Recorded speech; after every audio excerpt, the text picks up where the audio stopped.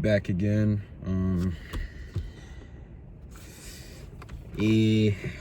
I left off where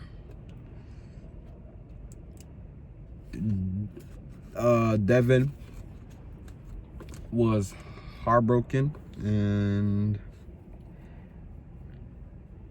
he got called in by Lane. I don't know, for a meeting, for a talk, I guess. I'll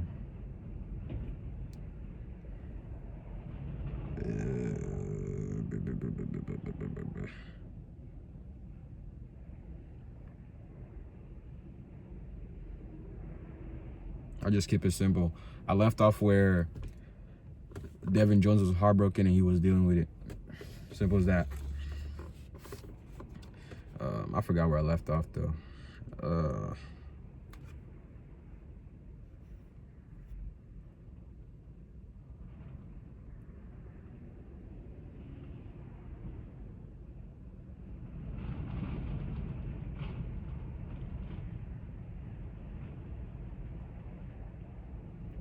I looked. Above my yellow work boots, I saw jeans with the recommended brand of rawhide gloves sticking out of the back pocket. And above my jeans was a blue cambray work shirt, faded but reasonably clean. On my head was an admirably battered Howie dog top, the finishing touch that means so much. What about them? I said. I was starting to get a little mad. Kinda hanging on you, aren't they? Lane said. They used to. How much weight you lost? Jesus, I don't know. Jesus, I don't know. Maybe we ought to see Fat Wally. Fat Wally ran the Guess Your Weight joint. It's not funny, Fortuna said. You can't wear that damn dog costume half the day under the hot summer sun, then swallow 2 more salt pills and call it a meal. Mourn your lost love all you want, but eat while you do it. Eat, damn it. Who's been talking to you, Tom? Who's been talking to you? Tom? No, it wouldn't have been him. Aaron, she had no business. No one has been talking to me, Rosie said. She drew herself up impressively. I have the sight. I don't know about the sight, but you've got one hell of a nerve. All at once, she reverted to Rosie. I'm not talking about psychic sight. I'm not talking about psychic sight, kiddo. I'm talking about ordinary woman sight. You think I don't know a love struck Romeo when I see one? After all the years I've been giggling palms and peeping the crystal, huh? After all the years I've been giggling palms and peeping the crystal, huh? She stepped forward, her considerable breastworks leading the way. I don't care about your love life. I just don't want to see you taken to the hospital on July 4th when it's supposed to hit 95 in the shade. By the way, with heat prostration or something worse. Lane took off his derby, peered into it, and reset it on his head, cocked the other way. What she won't come right out and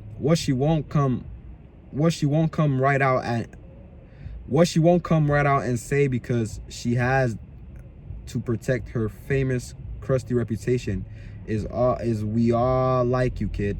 You learn fast, you do what's asked of you. What she won't come right out and say, because she has to protect her famous crusty reputation, is we all like you, kid. You learn fast, you do what's asked of you. You're honest. You don't make no trouble. And the kids love you like mad when you're wearing the fur.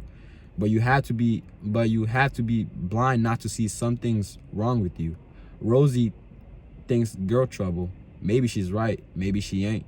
Rosie gave him a hearty dare you doubt me stare. Maybe your parents are getting a divorce.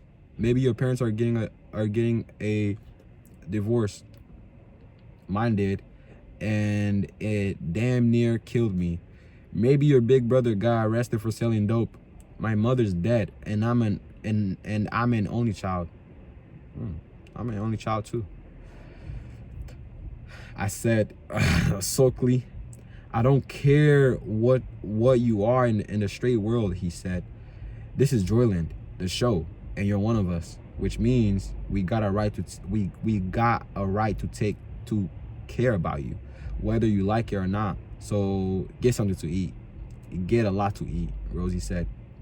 Now, noon, all day, every day, and try to eat something besides fried chicken, where I tell you what, there's a heart attack in every drumstick. Go in Rock Lobster and tell them what you want. A takeout of fish and salad. Tell them to make it a double. Get your way up so you don't look like the human skeleton in a 10-in-1. She turned her gaze on Lane. It's a girl. Of course it is. Anybody can see that. Whatever it is, stop fucking pining, Lane said. Such language to use around a lady, Rosie said. She was sounding like Fortuna again. Soon, she'd come out with, this is what the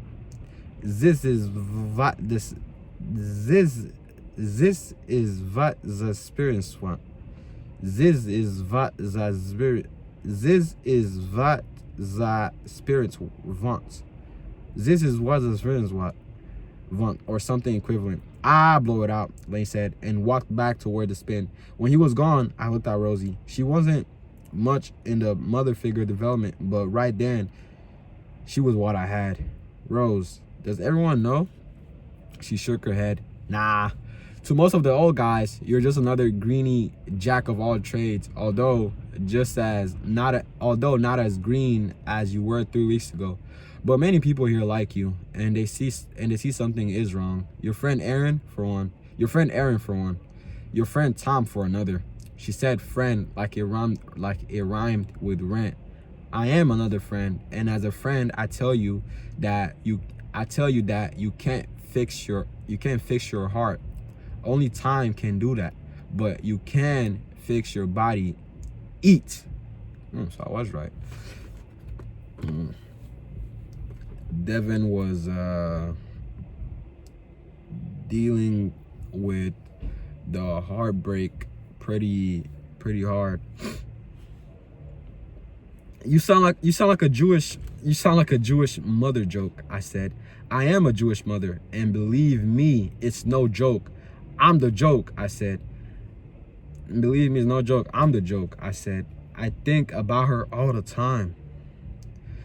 That you can't help, at least for now.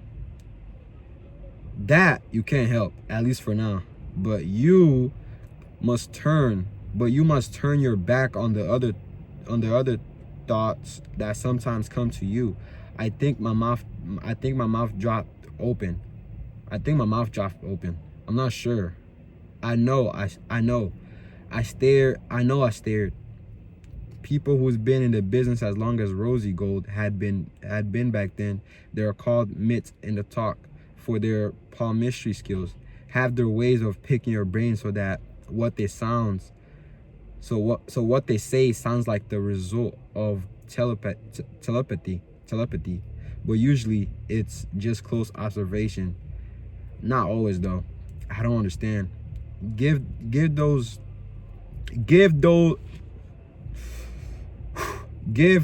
morbid records a rest. Do you understand that? She looked grimly into my face, then laughed at the surprise she saw there.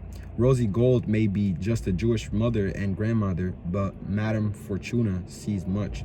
So did my landlady, and I found out later, after seeing Rosie and Mrs. Shoplaw having lunch together in Heaven's Bay on one of Madame Fortuna's rare days off, that they were close friends who had known each other for years. Mrs. Shoplaw dusted my room and vacuumed the floor once a week. She would have seen my records. As for the rest, those famous suicidal ideations that sometimes came to me, might not a woman who spent most of her life observing human nature and watching for psychological clues called tails, both in the talk and big league poker. Guess that a sensitive young man freshly dumped my entertained thoughts of pills and ropes and wrap tied under toes. Huh? Might not a woman who spent most of her life observing human nature and watching for psychology clues called tales both in the talk and the big league poker guess that a sensitive young man freshly dumped my entertained thoughts of pills and ropes and wrap tied undertows? I'll eat. I promised. I had 1,000 things to do before early gate, but mostly I was just anxious to be away from her before she said something totally outrageous like her name is Vendy and you still think of her when you masturbate. Her name is Vendy and you still think of her when you masturbate. Also, drink big glass of milk before you go to bed. She raised and add monetary figure. No coffee milk will help you sleep. Worth a try, I said. She went back to Rose again.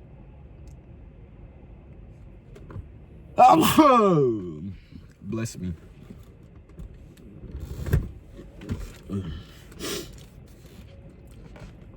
The day we met, you asked if I saw a beautiful woman with dark hair in your future. Do you remember that? Yes. What did I say? That she was in my past.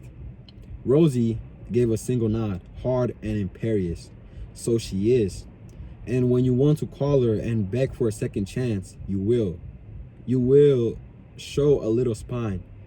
Have a little self-respect. Also, remember that the long distance is expensive. Tell me something I don't know, I thought. Listen, I really have to get going, Rose.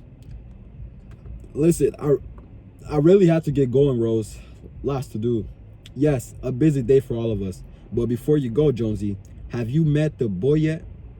The one with the dog or the girl who wears the red hat and carries the dog?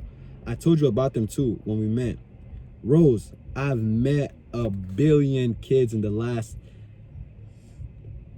You haven't then. Okay, you will. She stuck out her lower lip and blew, stirring the fringe of hair that stuck out from beneath her scarf. Then she seized my wrist. I see danger for you, Jonesy. Sorrow and danger.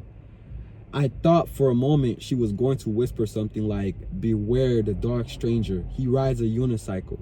Instead, she let go of me and pointed at her house, which team pointed at her house. Which team turns that unpleasant hole? Not yours, is it? No, Team Doberman. The Dobies were also responsible for the adjacent attractions, Mysterio's Mirror Mansion and the Wax Museum. Taken together, these three were JOYLAND's half-hearted nod to the old carny spook shows. Good, stay out of it. It's haunted, and a boy with bad thoughts needs to be visiting a haunted house like he needs arsenic in his mouthwash. Capiche? Yeah, I looked at my watch. She got the point and stepped back. Watch for those kids and watch your step, boy chick. There's a shadow over you. Lane and Rosie gave me a pretty good jolt, I'll admit it. I didn't stop listening to my Doors records, not immediately, at least, but I made myself eat more and started sucking down 3 milkshakes a day. I could feel fresh energy pouring into my body as if someone had turned on a tap, and I was very grateful. For that on the afternoon of July 4th. JOYLAND was tipsed, and that was down to wear the fur 10 times, an all-time record. Fred Dean himself came down to give me the schedule and to hand me a note from old Mr. Easterbrook. If it becomes too much, stop at once and tell your team leader to find a sub.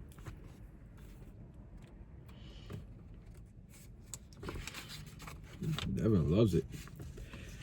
I'll be fine, I said. Maybe, but make sure Pop sees this memo, okay? Brad likes you, Jonesy. That's rare.